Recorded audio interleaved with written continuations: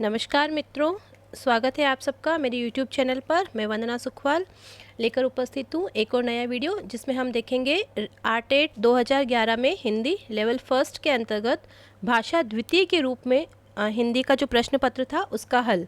तो माँ सरस्वती के चरणों में नमन करते हुए शुरू करते हैं आज का वीडियो। देखिए प्रश्न संख्या 61 तालव्य व्यंजन है। ए ट ठ ड ढ, बी च छ ज झ, सी त थ द ध और डी प फ ब भ। तो देखिए तालव्य व्यंजन है च छ झ ज। तो ईचु यशा नाम तालु, तो ई च वर्ग य और श वर्ग श का जो उच्चारण स्थान होता है वो तालु होता है। तो अन्य का भी देख लेते हैं। ट ठ ड ढ, इसका होगा ऋतु रसायना नाम मूर्धा। तो ए ऑप्शन में होगा ऋतु रसायना नाम मूर्धा।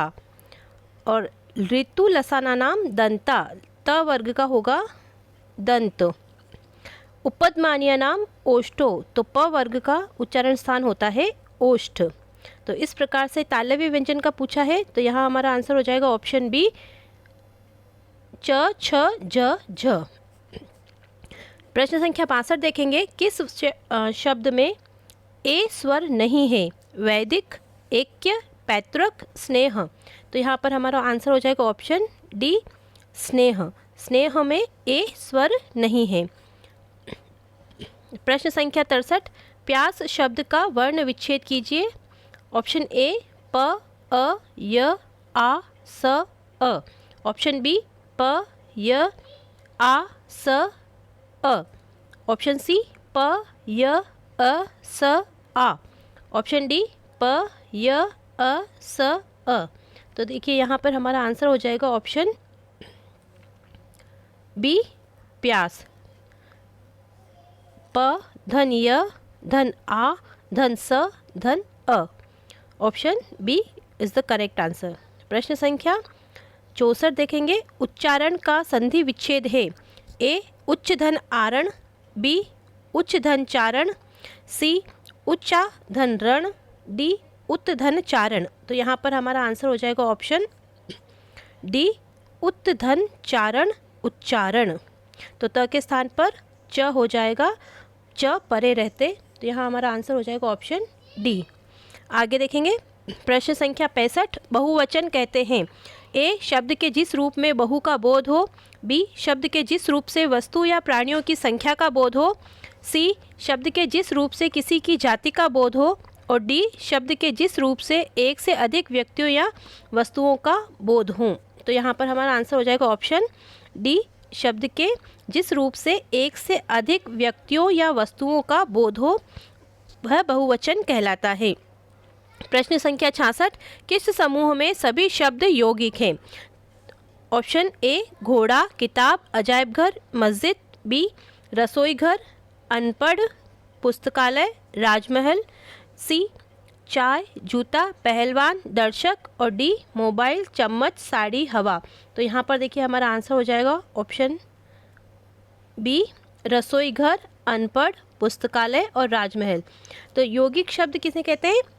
दो या दो से अधिक शब्दों से बने हुए जो शब्द होते हैं, और जिन दो शब्दों से वह शब्द बनता है, दोनों शब्दों के मिलने पर जो मिश्रित शब्द बनता है उसका एक अन्य ही अर्थ निकलता है, तो वहाँ यौगिक होता है। जैसे अब इसमें देखिए उदाहरण के लिए रसोई और घर, तो रसोई का अर्थ अलग होता है और घर का अर्थ अलग होता है, और ये दोनों मिलकर एक पृथक अर्थ का बोध करा रहे हैं, तो रसोई घर एक यौगिक शब्द हुआ। प्रश्न संख्या 61 देखेंगे। 67 देखेंगे। किस समूह के सभी शब्द विदेशी हैं? किताब, सिनेमा, संतरा, बी काजू, वाचस्पति, जनेऊ, सी कारतूस, प्रयोजन, कुली, डी कर्फ्यू, महाविद्यालय, गमला। तो यहाँ पर हमारा आंसर हो जाएगा ऑप्शन ए किताब, सिनेमा और संतरा, ये सभी विदेशी शब्द हैं। प्रश्न संख्या 68 किस समूह के सभी शब्द चंद्रमा के पर्यायवाची हैं? ए शशि, इंदु, रजनीपति, बी निशाकर, शशांक, नवनीत, सी क्षपाकर, मलय, निशानाथ, और डी आफताब, राकेश, ग्रहण। तो यहाँ पर हमारा आंसर हो जाएगा ऑप्शन ए, शशि, इंदु, रजनीपति, ये सभी चंद्रमा के पर्यायवाची हैं। तो देखिए यहाँ पर नवनीत अर्थात मक्खन, इसी प्रकार से यहाँ मलय और यहाँ पर आफताब, ये चंद्रमा के पर्यायवाची नहीं है। प्रश्न संख्या 69 देखें, किस युग्म में विलोम शब्द नहीं है? नहीं है पूछा है। प्रवृत्ति, निवृत्ति, बी बहिरंग, अंतरंग, प्रत्यक्ष, परवर्ती, पदोन्नत, पदावनत। तो यहाँ पर हमारा आंसर हो जाएगा ऑप्शन सी, प्रत्यक्ष, परवर्ती। तो देखिए प्रत्यक्ष का होता है विलोम शब्द अप्रत्यक्ष या परोक्ष, और परवर्ती का होता है उत्तरवर्ती। तो यहाँ पर हमारा आंसर हो जाएगा 69 में ऑप्शन सी। अगला देखिए प्रश्न संख्या 70, संतोष का विलोम शब्द है असंतुष्ट, निसंतोष, असंतोष और असंतोषी। सरल सा प्रश्न है, प्रश्न का उत्तर होगा सी, असंतोष। आगे देखेंगे प्रश्न संख्या 71, कौन जीवन का सही अनेकार्थी शब्द नहीं है? तो जीवन का अनेकार्थी शब्द कौन सा नहीं है? ए जल, बी प्राण, सी जिंदगी, डी वायु। तो यहाँ पर हमारा आंसर हो जाएगा ऑप्शन नंबर सी, जिंदगी जीवन का अनेकार्थी शब्द नहीं है। अब देखेंगे आगे प्रश्न संख्या 72, जिन शब्दों में एक से अधिक अर्थ होते हैं वह कहलाते हैं एकार्थी, पर्यायवाची, समानार्थी शब्द, अनेकार्थी शब्द। तो जिन शब्दों के एक से अनेक अर्थ होते हैं वो अनेकार्थी शब्द कहलाते हैं। प्रश्न संख्या 73, किस समूह के सभी शब्दों में प्रत्यय है? अधर्म, सामान्य, गौरव, बी दयालु, डिबिया, अज्ञानी, सी गुड़िया, शंकर, प्यास और डी घर, राजमहल, कसेला। तो यहाँ हमारा आंसर हो जाएगा ऑप्शन बी, दयालु, डिबिया और अज्ञानी। इन सभी शब्दों में प्रत्यय का प्रयोग किया गया है। प्रश्न संख्या 74 देखेंगे, कौन समास विग्रह सही नहीं है? तो देखिए अशुद्ध समास विग्रह हमें देखना है। दाल रोटी, दाल और रोटी, पंचानन, 5 हैं आनंद जिसके, शिव, पुस्तकालय, पुस्तक और आलय, सुलोचना, सुंदर है लोचन जिसके। तो यहाँ पर हमारा आंसर हो जाएगा ऑप्शन सी, पुस्तकालय। ये समास विग्रह सही नहीं है।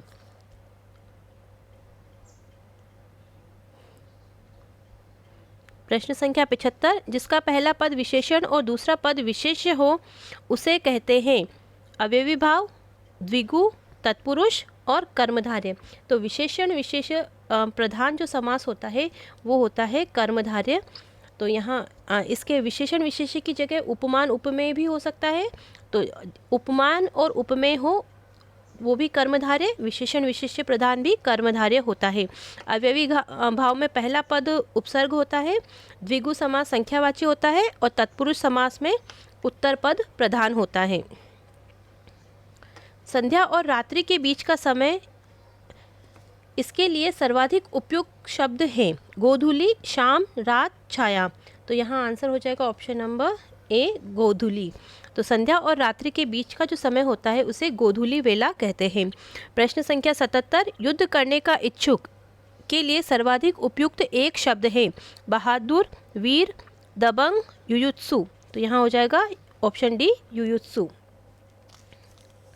आगे देखेंगे प्रश्न संख्या 78, कौन प्रत्यय लगाने से मधुर विशेषण भाववाचक संज्ञा में परिवर्तित हो जाएगा? तो देखिए मधुर प्रत्यय को भाववाचक संज्ञा में परिवर्तित करना है तो कौन सा प्रत्यय लगेगा? ए त्व, बी ता, सी तम, डी पन। तो यहाँ पर हमारा आंसर हो जाएगा ऑप्शन बी, मधुर में ता प्रत्यय लगाने से बनेगा भाववाचक संज्ञा मधुरता।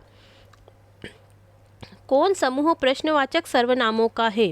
तो प्रश्नवाचक सर्वनाम कौन कौन से हैं? वह, उसकी, हम, बी किसी, तुम, क्या, सी जिसे, जैसा, हमारा, डी कौन, किसे, कब।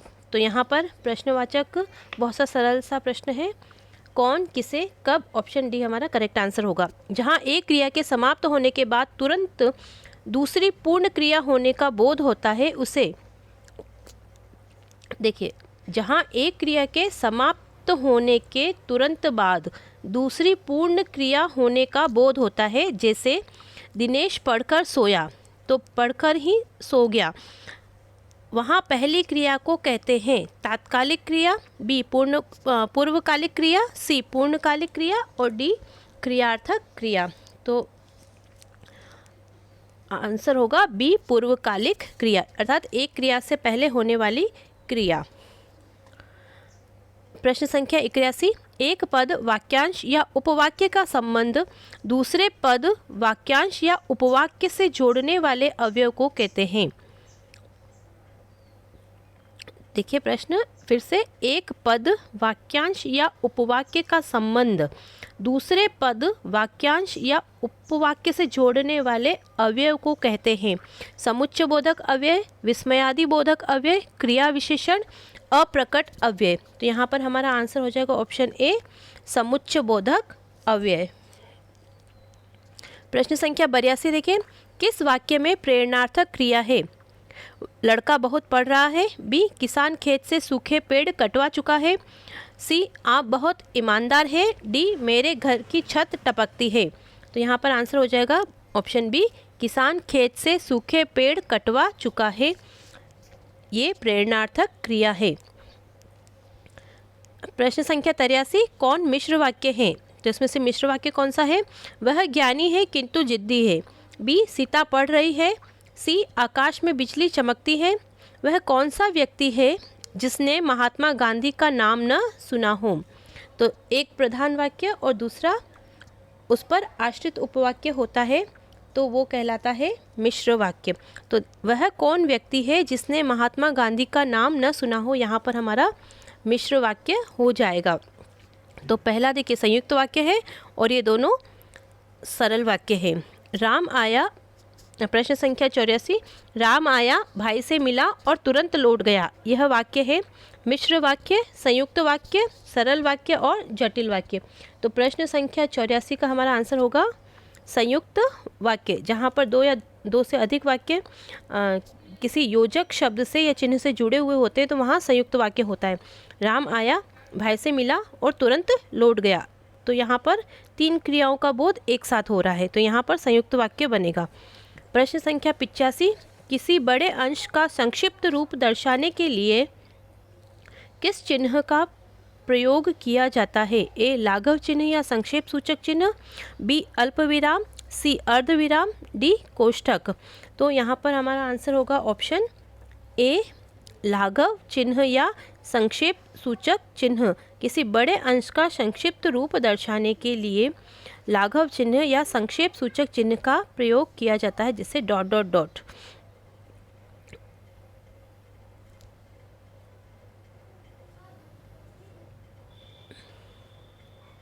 प्रश्न संख्या 86, सभी विराम चिन्हों वाला वाक्य कौन सा है? छी तुमने तो नाम ही डुबो दिया, बी छी तुमने तो नाम ही डुबो दिया, सी छी तुमने तो नाम ही डुबो दिया, डी छी तुमने तो नाम ही डुबो दिया। तो सही विराम चिन्ह किस में लगे हैं? देखिए हमारा आंसर यहाँ पर होगा 86 में ऑप्शन सी छी तुमने तो तुमने तो नाम ही डुबो दिया। आगे देखेंगे प्रश्न संख्या 87, कौन अर्थ सही नहीं है? छठी का दूध याद आना, बचपन का लाड प्यार याद आना, आस्तीन का सांप होना, समीप का विश्वासघाती होना, सी त्रिशंकु होना, कोई काम करते हुए बीच में ही अटक जाना, डी खून सफ़ेद हो जाना, दया ममता न रहना। तो यहाँ पर 87 में हमारा आंसर हो जाएगा ए छठी का दूध याद आ जाना। इसका अर्थ बचपन का लाड प्यार याद आना नहीं होता है। प्रश्न संख्या 88 देखेंगे, कौन अर्थ सही है? छाती पर सांप लौटना, ईर्ष्या करना, बी बालू से तेल निकालना, कई नई तकनीक का प्रयोग करना, सी हाथों के तोते उड़ जाना, पिंजरे से तोते का निकल जाना, हाथ पांव फूल जाना, मोटा हो जाना। तो सही अर्थ कौन सा है? देखिए यहाँ हमारा आंसर होगा 88 में ऑप्शन बी बालू से तेल निकालना, नई तकनीक का प्रयोग करना अर्थात असंभव कार्य करना।